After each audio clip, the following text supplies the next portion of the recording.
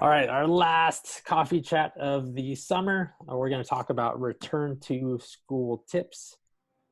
A lot of this is kind of self-explanatory and kind of like, yeah, I should be doing that. But it's good to just say it and get it out there and get it on video too, so that we can get students focusing on this stuff. All right, as a reminder, this is your schedule coming up this year. We have 4 periods a day, starting at 9:15, which is awesome that it does not start at 8 o'clock. I think it's really great for the vast majority of kids out there to start school so late. So each class will be an hour long and you get breaks and a nice long lunch. So I think this is going to be really helpful. So when looking at this kind of a schedule, things to prepare for. So even in this virtual environment and virtual world, I really think having a consistent structure as much as possible will lead students to success. So start with that schedule that I just showed and build your own schedule around that. And it all starts with getting enough sleep. I've been hearing stories of students all summer long staying up till 3, 4 in the morning, playing video games, on chat with their friends, and then sleeping in until 1 or 2 o'clock in the afternoon. That's not going to cut it. We got to get back to our school schedule of getting enough sleep, setting alarms, and then I think most important, eat breakfast before classes start. I think that is just, that it starts today. So set your alarm, get up. If your routine is take a shower, get dressed, then go eat breakfast, then great. But do that before classes start.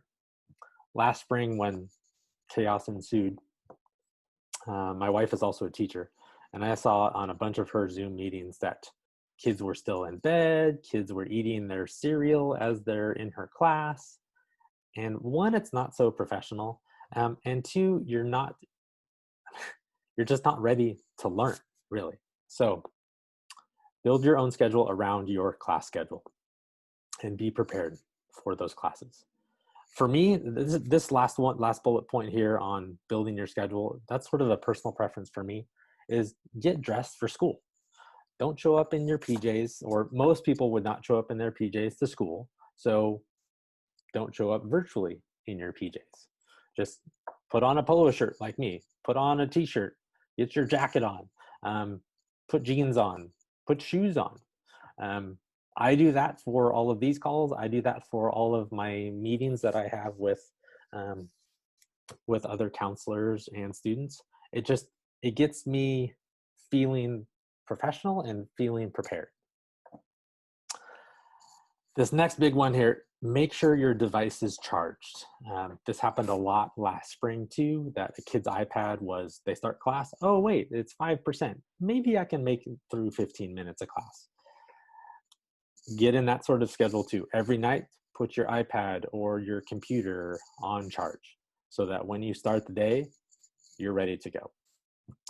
And then where are you actually doing this kind of zooming in from? Do you have a room with a desk that you can sit at? Are you just sitting on the edge of your bed?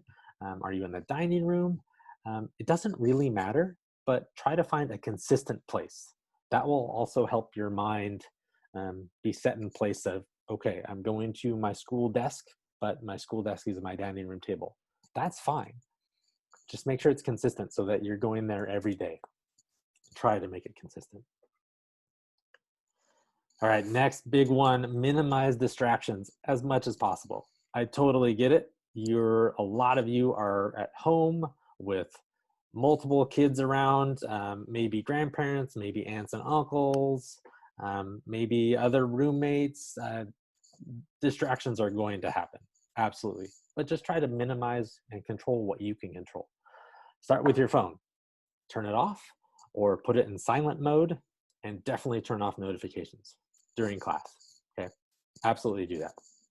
You don't want your phone sitting next to you, blowing up with notifications while you're trying to listen to your teacher teach about American government, for example. So that's something you can completely control. Turn it off or put it in silent mode and turn off notifications. Better yet, even flip it over so the face is down. That's what I do. It's really helpful. You're on a computer, you're on an iPad, resist the temptation to open a new tab and go play around on YouTube or go on Instagram or any other social media stuff. This is going to be something you can control too, but I get it. It's a temptation. So resist that as much as possible. Stay engaged with your teacher the whole time. If it's 15 minutes of a lecture and then you're going into breakout rooms, stay engaged with that.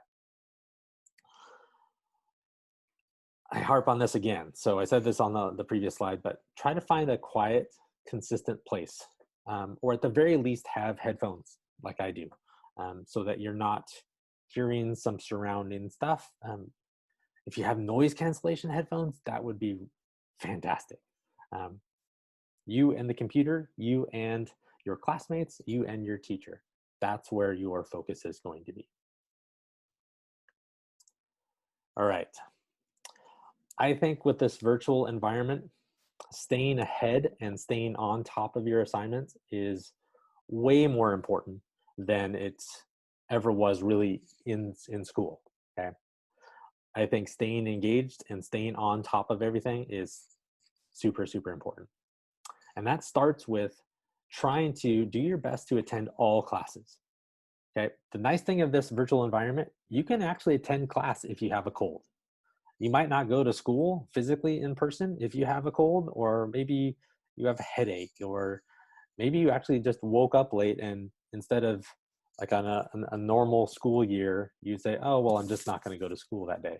We have a lot of students that do that. But now in this virtual environment, you can go to school sick. You can go to school with a headache. It might not be super fun, but you can do that. So do your best to attend all classes. And again, stay engaged with your teacher. If for some reason you have to miss a class, that happens. I totally understand it. Try to plan ahead. Obviously, you can't really plan ahead with being sick, but if you're going to see grandma out of town, something like that, try to plan ahead and email your teacher for work. Just like you would in a physical environment, you'd say, oh, I'm going out of town to visit my grandma. Can I have some extra work? Do the same thing virtually. Email your teacher. Go to their office hours and say, hi, Miss So-and-so, I'm going to miss your class 2 days next week. Can I get the homework, or is it all going to be on Neo? That kind of thing. So try to plan ahead. Focus on completing assignments well before they're due. So I suspect that a lot of classes and a lot of teachers will have more project-based work, or more independent project-based work that will have multiple days that you can work on it. So try to get that done ahead of time. That's going to really help you stay on top of all your assignments.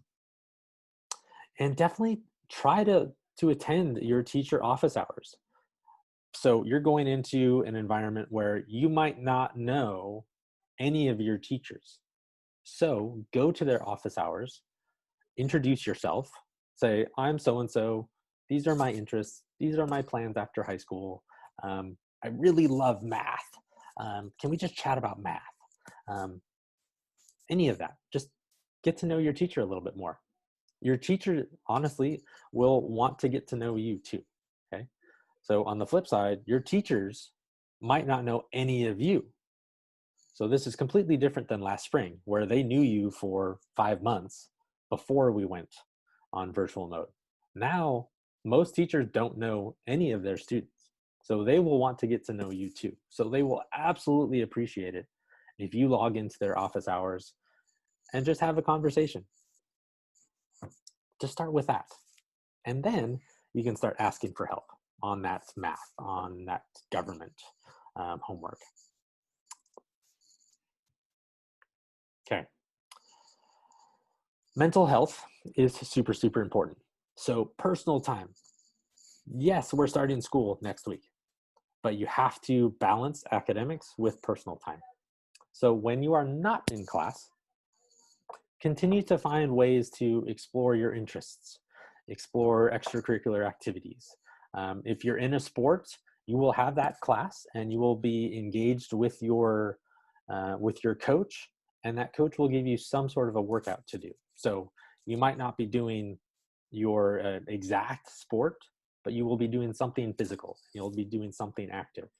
So that's something, but maybe you're not into sports. So find some other extracurricular that you can do. Play your instrument, read a book. If you can, continue to do school clubs. I know our ASB director, our new ASB director is really thinking about how to get students engaged with student clubs. If you can volunteer virtually, do that. If that's something that's of interest to you, absolutely. Schedule time for fun. You got to balance this academics with personal time and some fun. Absolutely. Still connect with friends through this environment, or if you know they're being pretty safe, then maybe you can connect with a friend or two outside, physically in person.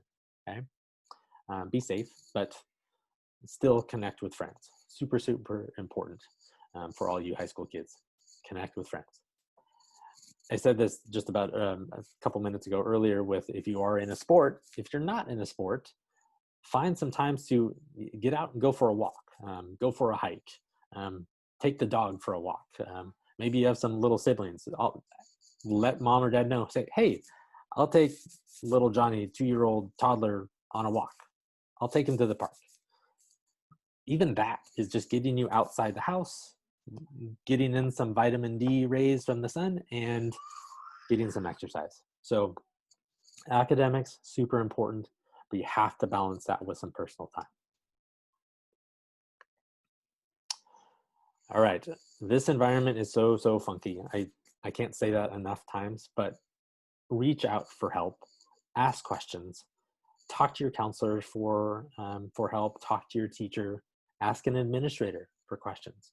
You have to ask questions, okay? If you need help with a specific subject area, obviously go to your teacher first. We have 2 tutoring opportunities that are coming up virtually. Our local CalSOAP organization is going to be able to provide online tutoring. And then we also have, this came through Parent Square, that all students 4th grade through 12th grade have access to this paper. It's called Paper. It's an online tutoring program that's basically a digital whiteboard.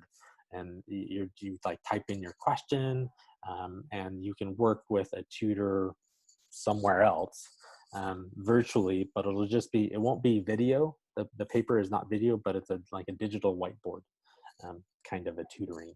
So if you need help with your subjects, those 2 opportunities are fantastic. Teacher office hours, again, check in with your teacher if you need specific help on specific questions. And then I can't stress this enough. Whether you're an incoming 9th grader or a rising senior, if something doesn't make sense that your teacher's asking you, you have to ask the question, okay? You got to ask. And from my perspective, this whole college applications and financial aid and scholarships, there's going to be a lot of you that have questions. Just ask, okay? I'm trying to think of all the questions you might be asking, but I'm not going to think of everything. So if something doesn't make sense, if you need help, just ask. And boy, do I need to stress this last bullet point here. You have to start checking your district email. That's it. You have to, okay? You're not going to get spammed from the district. All those messages come from either a teacher, a counselor, an administrator, or district office. That's it, okay? You actually can't get messages from outside of our district to your district email. So when you log in, you're not going to see thousands of messages, okay? So it's not going to be like your personal email where you have a bunch of spam to sift through. This is important stuff. It might seem like a lot of important stuff, but it is important stuff, and you have to check your email. So please start checking your email.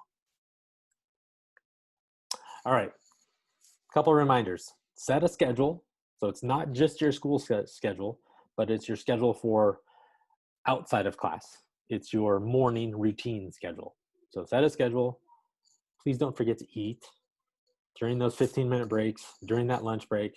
I get it. You want to go spend time with friends. You want to hop on a FaceTime with your friends, but don't forget to eat. Okay.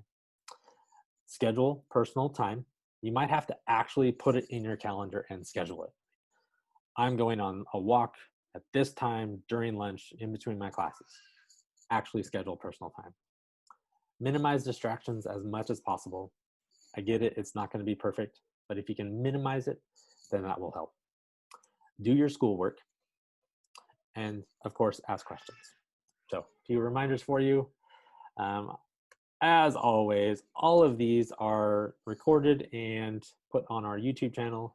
I will be doing more training videos and webinars as we go into the school year, working with the other counselors to develop a plan for those. Yeah, so that's where all of that stuff is. Please email me if you have any questions about any of this stuff. Even if it's not specifically related to college or career or financial aid. I love questions, and I love helping you find answers to those questions.